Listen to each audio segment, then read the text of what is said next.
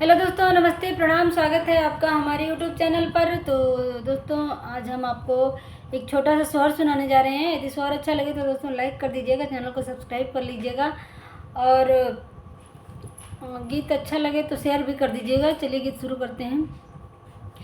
सुतरी ने वार के पलंगिया हो नंदोइया, पलंग बीने ला नंदोइया, पलंग बीने लहो ललना डासी दियल सौ दुआरिया ओ नंदोइया, ने गमांगला नंदोइया, ने गमांगला हो।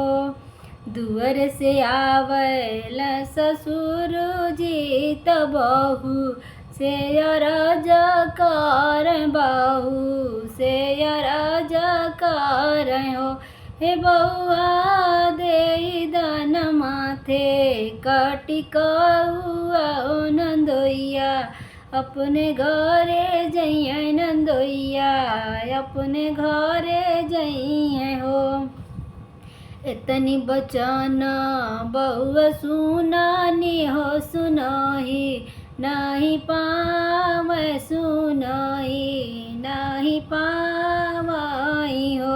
ए ससुरु दे बजाना मलहोरी लावा ओ टिकौआ, नहीं दे ओ टिकौआ, हमरे नाई हर का टिकौआ, हमरे नैहर का। सुतरी ने वार के पलंगिया ओ नंदोइया, पलंग बीने ला नंदोइया, पलंग बीने लो। ए ललना डास दिया न सौरी दुआरिया ओ नंदोइया, ने गमांगेला नंदोइया, ने गमांगे लो। दुअर से आवे न भसुर जी त बहू से अरज कर भयो, से अरज कर हे भयो।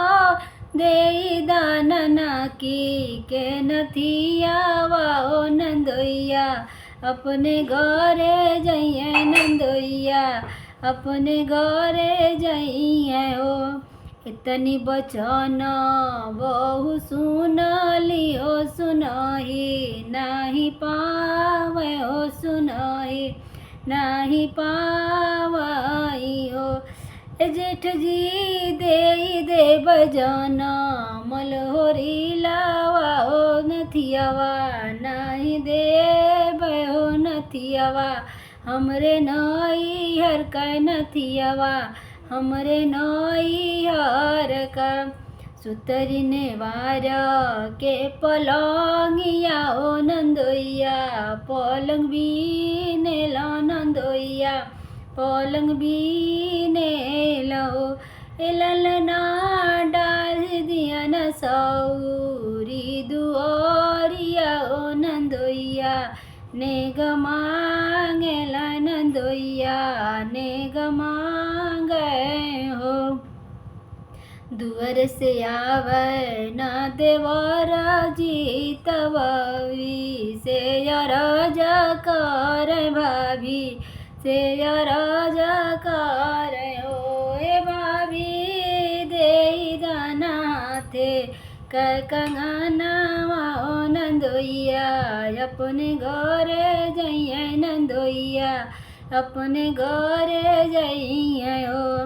हे देवरु इतनी बचन भाभी सुनली हो, सुनही नहीं पावे हो, सुनही नहीं पावई हो।